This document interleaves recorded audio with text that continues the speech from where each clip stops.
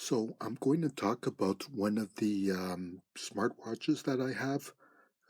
Basically, this is the Ticwatch S. A friend of mine actually purchased it on their, I forget whether it was Indiegogo or Kickstart. And after he received it, he decided that the watch was not what he wanted, and he decided to sell it to me at the price that he paid for it. So prior to having this watch, I was using another smartwatch, which was my Moto 360, which I'll probably describe in a later video.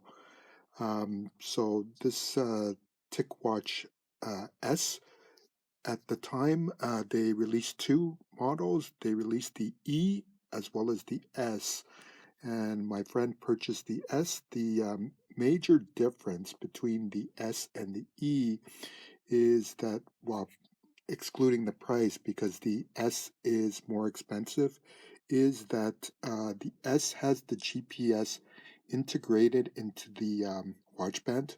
So the watch band on the S um, TicWatch is not user removable.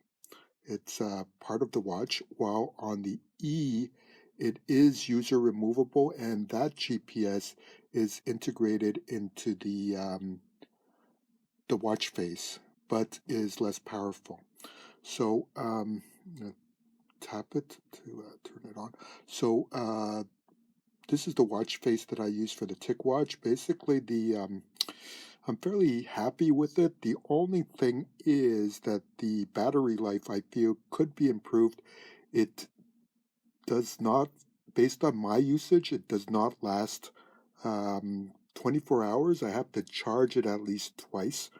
I take it to work, and before I leave work at 5 o'clock normally, I have to charge it back to the full charge in order for it to last me up until the point that I wake up in the morning.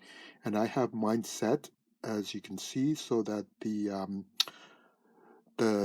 clock is not always on, because if it was always on, it wouldn't even last. I would have to charge it more than twice a day.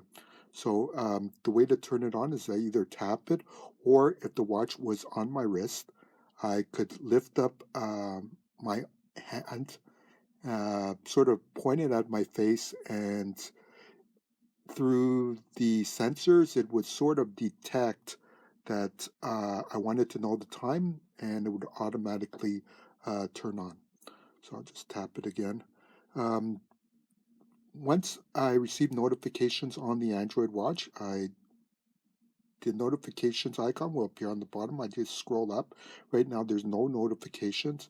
Scroll down. If I scroll down here, you have the settings. There's various settings. And scroll left. This is Google Fit. I set it up as Google Fit, but um, the manufacturer of this watch also has their own fitness app, which you can specify on the left-hand side uh, by swiping. I personally prefer Google Fit, which is why I've configured it with Google Fit for when I swipe from right to left. And on this side is basically Google Assistant and some notifications, etc., things that I might use and I might find interesting. And there is a button on the side. I find the button sometimes a bit hard to push. Once you push it, you can call up the menu, or you can call up Google Assistant. So I can say something like, "Hey Google, what time is it?"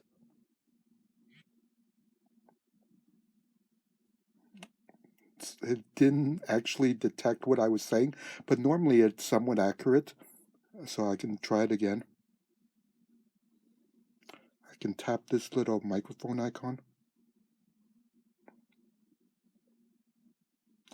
It's a bit hard to do with one hand. "Hey Google, what is the weather in Montreal?"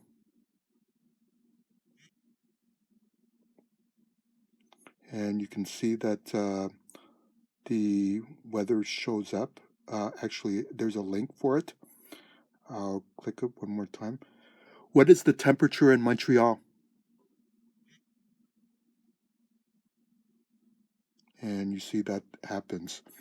It shows the current temperature in Montreal, the weather, etc.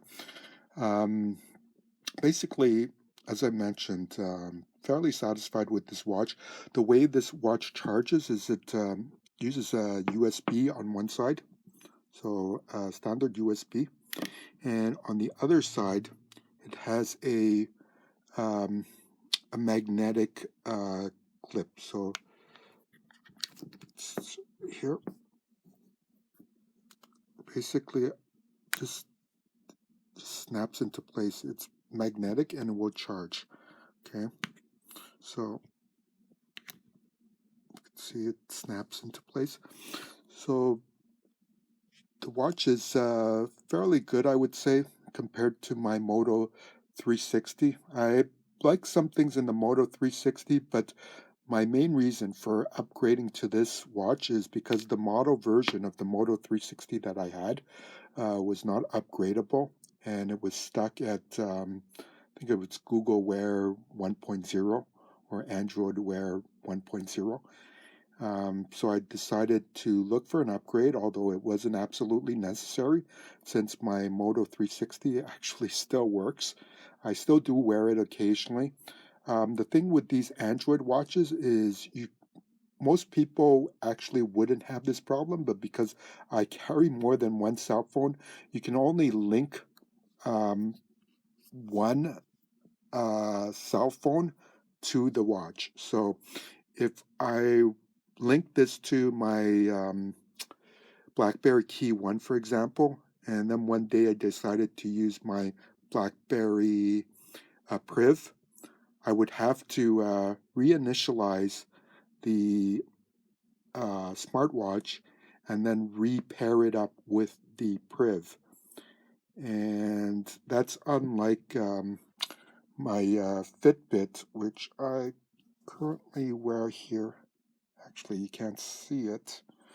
I apologize, but um, it's difficult to manipulate both my cell phone as well as while holding my cell phone and trying to record.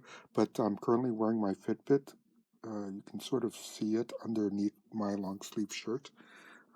Actually, I'll pull up my sleeve shirt a bit more, and you can see it here. It's my Fitbit, which I will talk about um, in a later review. Anyways, if you have any questions, you can post it down below, and I will answer the questions in a timely manner. Thank you.